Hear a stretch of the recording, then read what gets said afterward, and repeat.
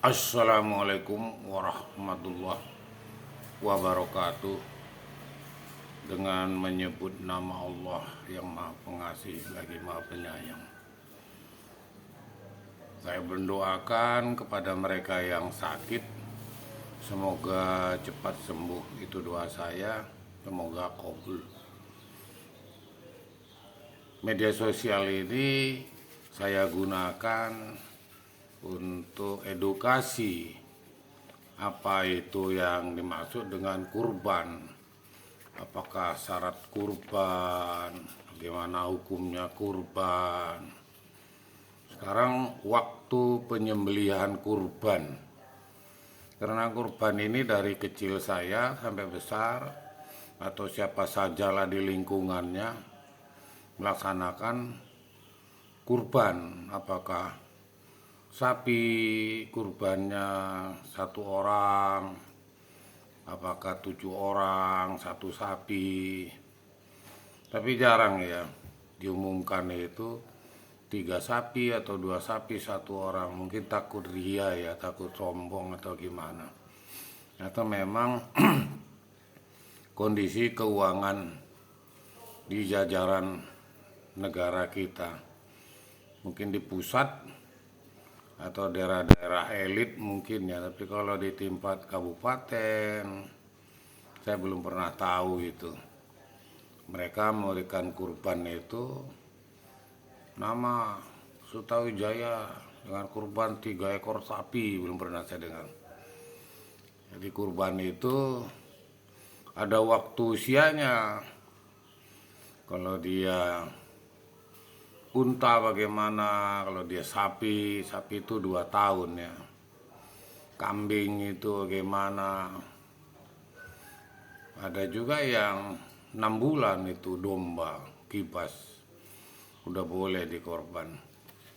Nah sekarang edukasi media sosial ini saya akan sampaikan waktu penyembelihan kurban.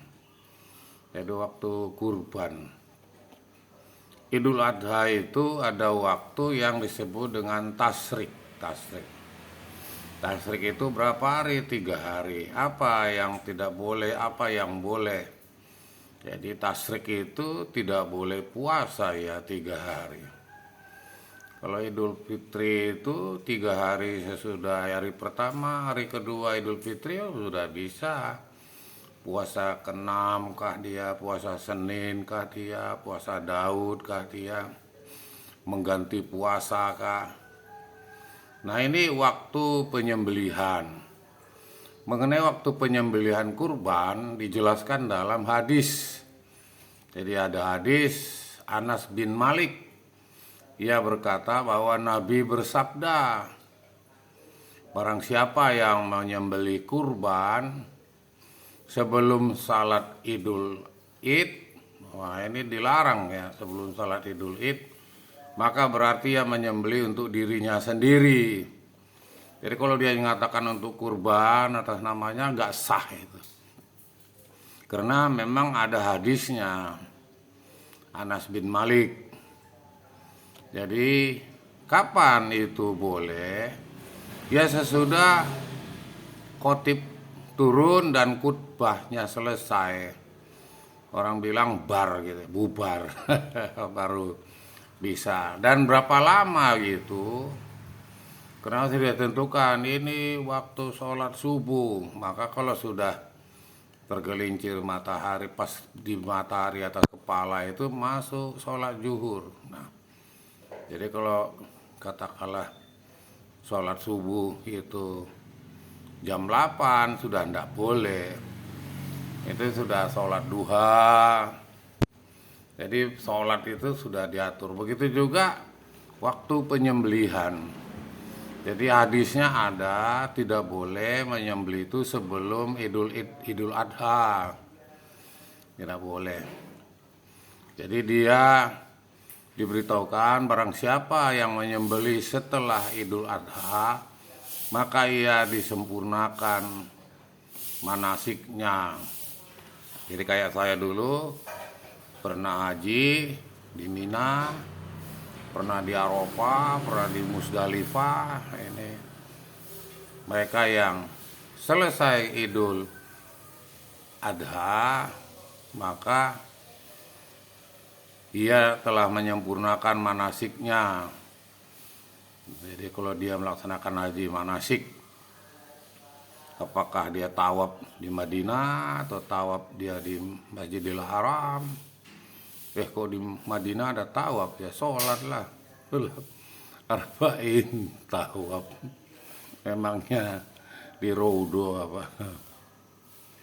Nah, dari sini bisa kita lihat memang disuruh ya waktunya itu sesudah Idul Adha. Jadi jangan nanti mengerjakan yang tidak disuruh ya. Ini hadisnya ada dari Anas bin Malik. Dia mendengarkan beliau Rasulullah mengatakan sebelum sholat Idul Id menyembelih itu untuk dirinya sendiri pahala itu. Tidak ada melaksanakan perintah kurban bagaimana dikerjakan oleh Nabi Ibrahim kepada Ismail. Maka kurban itu dilaksanakan penyembelihannya sesudah Idul Adha, sesudah khotib turun. Bahkan kami sering melaksanakan hari kedua ya. Karena hari pertama itu di mana-mana melaksanakan pemotongan. Nah, kita melaksanakan di hari kedua. Jadi nanti tidak bertumpuk lah ya daging. Kalau di perumahan ini kan banyak manusianya, kami 1.800 jamaah. Kalau datang dari masjid, beberapa masjid, ya kulkas-kulkas rumah tangga, tipe-tipe 36 ke bawah ini kan tidak seperti lemarinya nyimpan uang dolar itu atau nyimpan emas 74 kilo ya. Ini ada juga menyaksikan Nabi dari Yordan. Ia menyaksikan Nabi itu beliau berkhutbah dan bersabda, barang siapa yang menyembelih sebelum sholat Id hendaknya ia mengulangi. Nah, jadi tidak sah. Jadi kalau sesudah ia sholat Idul Adha, khotibnya turun, sudah boleh. Tapi sebelum Idul Adha, Idul Adha itu dia menyembelih, maka disuruh mengulang kembali ya. Itu. Sekarang kita masuk, seluruh tasyrik adalah hari penyembelihan kurban. Jadi kalau 3 hari rayanya Senin, maka Senin, Selasa, Rabu 3 hari. Bagaimana pula ya kalau belum lagi Idul Adha, dia menyembelih. Katakanlah di Madinah orang Idul Adha Senin. Senin, dia Idul Adha-nya itu hari Minggu. Nah ini walau aklam lah ya, ini urusan ulama lah, ini urusan pemimpin lah. Yang jelas secara umum nasional atau negara kita, apabila hari Senin maka ditunggu khotib turun Idul Adha baru penyembelihan atau tasyrik pertama atau tasyrik kedua, tasyrik ketiga. Bolehkah penyembelihan itu sore atau malam? Biasa-biasa saja. Asal jangan ngintip orang tidur aja yang nggak boleh itu. Jadi ulama Hanafiyah, Maliki, Hambali berpendapat bahwa waktu penyembelihan kurban adalah 3 hari. Jadi cuma satu atau berapa orang itu nyatakan 4 hari. Yaitu Idul Adha 2 hari, Idul Adha dan 2 hari setelah itu. Jadi kalau Idul Adha Senin, nah 2 hari sesudah itu berarti Selasa, Rabu. Ini hitungan dari Islam, tapi ada juga meninggalnya jam 2 siang, besoknya udah hari kedua dihitung. Kalau saya secara normal saya hitung baru 2 hari, kok sama hari ketiga ini, gitulah. Nah mungkin menghitungnya itu beda-beda ya.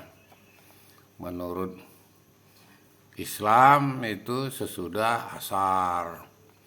Kalau negara kita menurut terbitnya matahari. Dan yang lagi itu tadi dari Ibnu Taimiyah ya. Jadi Mutamiyah itu waktu penyembelihan kurban adalah 4 hari, yaitu berakhir dengan tenggelamnya matahari. Itu yang saya sebutkan tadi sesudah sholat asar. Nah, inilah yang ditentukan oleh waktu penyembelihan. Ingat itu tasrik, hari tasrik ya. Jadi 3 hari. Jadi hari kedua misalnya kurban hari Idul Adha-nya itu 1 hari Senin, Zuhur itu sesudah sholat zuhur imam bisa takbir Allahu Akbar, la ilaha illallah. Hari kedua juga demikian sholat zuhur, hari ketiga juga demikian sholat zuhur. Tapi maghribnya udah nggak ada, karena sudah masuk takbir untuk itu dia tasrik keempat menurut yang saya sebutkan itu tadi ya di atas. Jadi kalau menurut dari ini Ibnu Taimiyah dia 4 hari. Jadi dalilnya mendasari waktu penyembelihan kurban sampai hari tasrik. Jadi tetap juga si Ibnu Taimiyah ini hari tasrik juga patokannya dia, yaitu hadis Jubair bin Mut'aib dari Nabi, beliau bersabda, semua hari tasrik adalah waktu penyembelihan. Hukum hari ketiga dari hari tasrik yaitu ke-13 Zulhijjah. 13 Zulhijjah. Jadi semua dengan hari tasrik, dimana ketika itu masih merupakan waktu menempati jumroh. Jadi waktu saya sedang jumroh itu pelaksanaan sedang Idul Adha. Jadi di Medina, di Mekah, Jazirah yang 2 tadi itu tidak ada Idul Id ya, yang ada pelaksanaan haji. Mereka berangkat ke Arafah. Sebelum ke Arafah kami di Mina, 6 hari di Mina, di tenda. Jadi tidak pakai penutup ketek itu. Tidak pakai celana dalam. Nah sekarang kita kembali kepada larangan mencukur. Nah ini perlu diperjelas ini, larangan mencukur rambut dan memotong kuku bagi yang ingin berkurban. Yang berkurban saja ya. Kalau tidak yang berkurban ya ada pengaruhan. Ana masalah katanya. Jadi dia mau berangkat sholat Idul Id, dia tidak kurban, mau potong kuku boleh. Asal jangan potong burungnya aja, burung perkutut. Dari Ummu Salamah, Nabi bersabda jika telah masuk 10 hari pertama, jadi 10 hari pertama dari Zulhijjah itu dari Zulhijjah, dan seorang diantara kalian berkeinginan untuk berkurban, maka janganlah ia menyentuh, memotong rambut atas maupun rambut bawah lah, yang bagi berkurban. Ya kalau tidak berkurban ya kurban perasaan saja, nunggu gaji rapel. Imam Nawawi berkata, para ulama berselisih pendapat. Dari dulu ulama ini berselisih terus ini. Ya kita tidak usah ikut-ikut lah. Bagaimana jika telah masuk bulan Zulhijjah dan ada berkeinginan untuk berkurban? Jadi Sa'id bin Al-Musawid, Rabi'ah, Ahmad, Ishaq dan sebagian ulama Syafi'i ya, mengutarakan bahwa hukumnya haram memotong rambut. dan kuku hingga hewan kurban disembelih. Jadi kalau yang mau mengikuti ini sebelum disembelih ya silakan. Tapi sudah jelas kita di kelompok kita, di RT kita, di RW kita, di desa kita, kurban kita udah dipotong ya potong saja kukunya, udah selesai kok. Kan patokannya tadi yang tidak boleh itu sebelum disembelih. Jadi disembelih pada hari kurban. Imam Syafi'i dan ulama Syafi'iyah bukanlah haram. Jadi Syafi'i dan ini tidak mengatakan haram. Jadi Syafi'iyah bukanlah haram, ulama Syafi'iyah ya. Tadi ada Imam Syafi'i dan ulama Syafi'iyah. Bukan Syafi'iyah yang perempuan itu ya. Bukanlah haram. Jadi tidak dikatakan haram motong.